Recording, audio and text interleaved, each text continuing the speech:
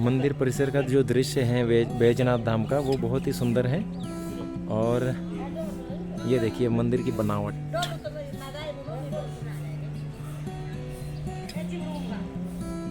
बहुत ही बढ़िया। और ये सभी श्रद्धालु दर्शन करते हुए यहाँ पर।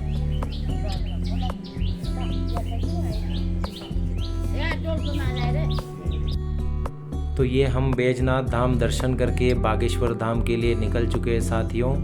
बैजनाथ धाम से बागेश्वर धाम की दूरी जो है वो 21 किलोमीटर रह जाती है और रास्ता सिंगल वे है, तो इसमें आपको लगभग 1 घंटे का समय लग सकता है। हमारा ये बागेश्वर धाम तक का सफ़र हरिद्वार से शुरू हुआ था साथियों।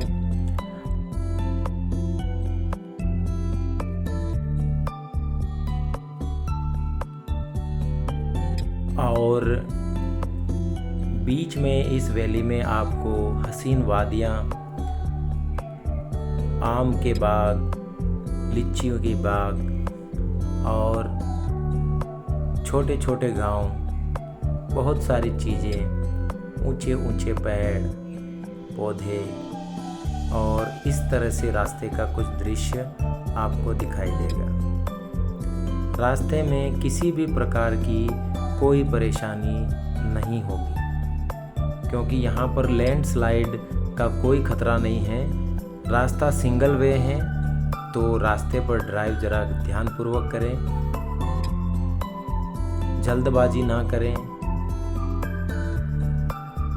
सेफ ड्राइव करें और सुरक्षित पहुँचें।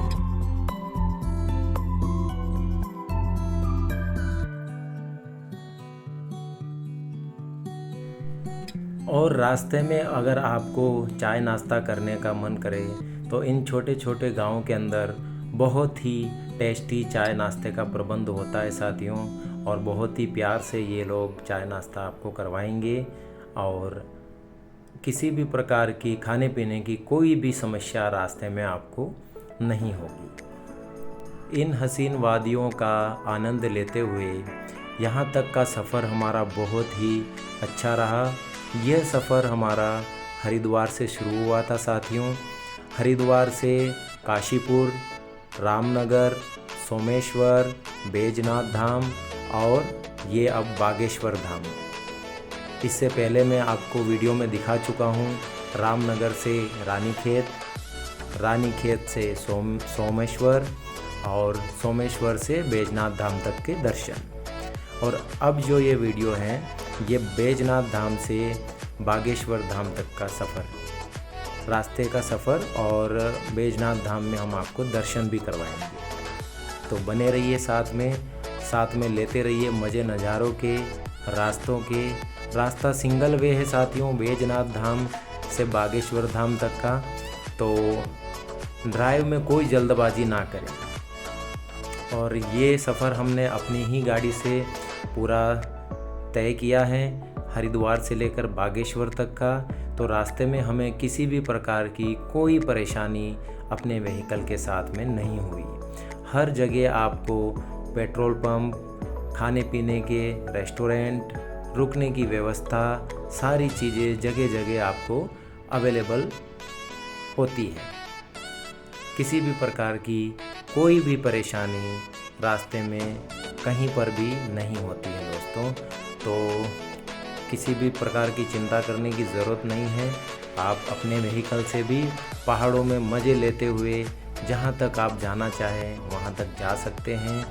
और बैजनाथ धाम से बागेश्वर धाम के बीच में जो रास्ता है उसमें लैंडस्लाइड का कहीं पर भी कोई ऐसा खतरा हमें नहीं लगा। और हल्की बारिश बैजनाथ धाम के करीब पहुँचते पहुँचते हमें मिली, वरना बारिश हमें सिर्फ नजीबाबाद से काशीपुर के बीच में मिली थी, वो जो तेज़ बारिश थी। और इधर पहाड़ों में जो हमारा ड्राइव रहा है, हमारा सफ़र रहा है, उसमें हमें कहीं पर भी तेज़ बारिश बिल्कुल भी नहीं मिली। हल्की बौछार के साथ में मौसम का जो मज़ा था वो और भी बढ़ रहा था हमारा, और पूरा आनंद आ रहा था दोस्तों। और ये नज़ारे देखिए आप, क्या लाजवाब दृश्य है, मज़े लीजिए आप भी।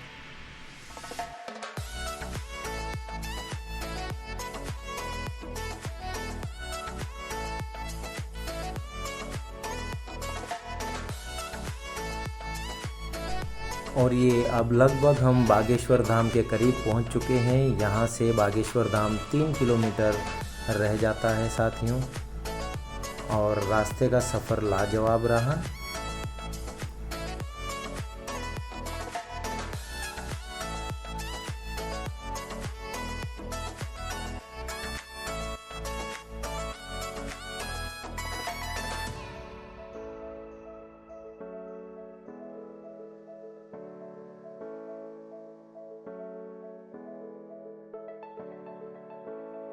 भाई बहुत आम के बाग बहुत ज़्यादा मिलेंगे इस रास्ते पे आपको, और बहुत ही मात्रा में आम भी लगे हुए हैं पेड़ों पे। ये रास्ते का व्यू है बैजनाथ धाम से बागेश्वर धाम तक का, और बीच में एक छोटा सा प्यारा सा गांव ये जिसका लोकेशन दिखा रहा हूँ, बागेश्वर से 3 किलोमीटर पहले।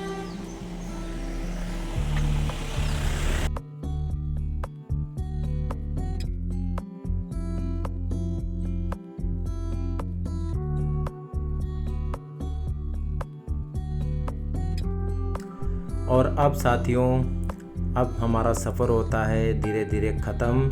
यहाँ पर हम बागेश्वर धाम के अंदर प्रवेश करते हुए यहाँ से कांडा, अल्मोड़ा, पिंडारी ग्लेशियर लगभग 50 से 60 किलोमीटर की दूरी पर रह जाते हैं। और ये भाई जी हम पहुँच गए बागेश्वर। बागेश्वर का मेन मार्केट से होते हुए निकल रहे हैं हम, और अभी पार्किंग ढूंढ रहे हैं गाड़ी की, देखते हैं। उसके बाद में होटल देखते हैं। गाड़ी की पार्किंग दादा? पार्किंग तो आपको ये पुल के पास। पुल के पास? अच्छा, नदी से क्रॉस करना पड़ेगा पुल पार।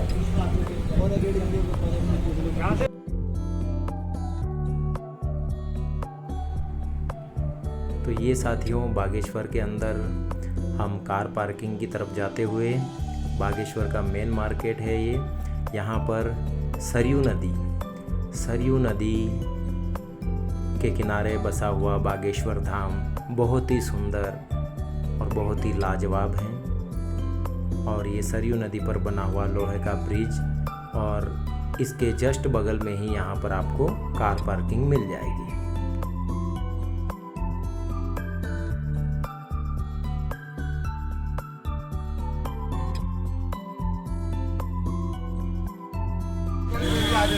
तो भाई ये हम फाइनली बागेश्वर पहुंच गए हैं, और अभी गाड़ी लगाते हैं पार्किंग में। उसके बाद में दिखाएंगे आपको बागेश्वर का व्यू। बहुत ही शानदार रास्तों का जो एक्सपीरियंस रहा वो काफ़ी अच्छा रहा, और थोड़ी बहुत परेशानी भी हुई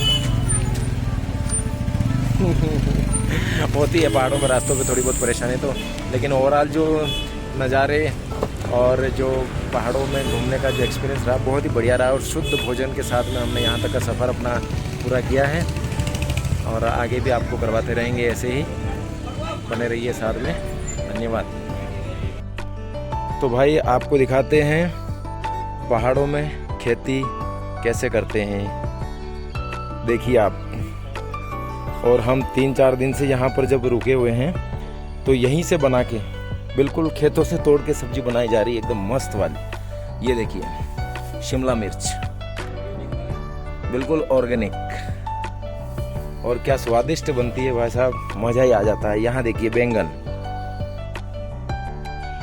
ये बैंगन के पौधे जरा सी जगहों में इतनी शानदार खेती कर रखी है, और इतनी ज़बरदस्त फल रहे हैं ये सारे पौधे। ये देखिए आप चुकंदर यहाँ का इतना टेस्टी लग रहा है कि हम चट कर जा रहे हैं उसको बिल्कुल। ये देखिए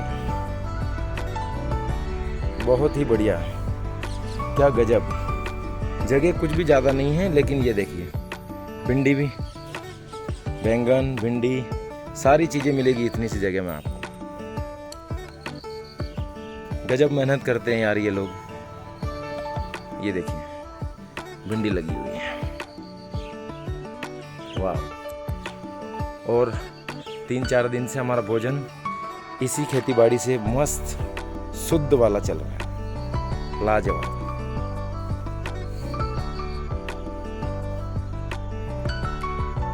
बहुत ही बढ़िया।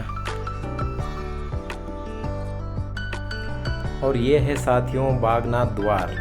यहाँ से रास्ता जाता है बागेश्वर धाम मंदिर में, बागनाथ मंदिर जिसको बोला जाता है। और चलिए करवाते हैं आपको दर्शन बाबा बागनाथ के। और प्रभु की कृपा सब पे बनी रहे।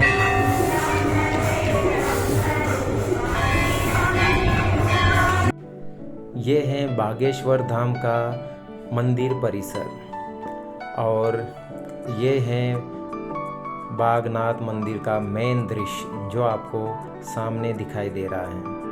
बागेश्वर धाम में आप सभी का स्वागत है साथियों। प्रभु सब पे इसी तरह मेहरबान रहें। आप सभी भी बागनाथ दर्शन के लिए ज़रूर पधारें। बहुत ही सुखद अनुभूति रहेगी मित्रों। जय भोले।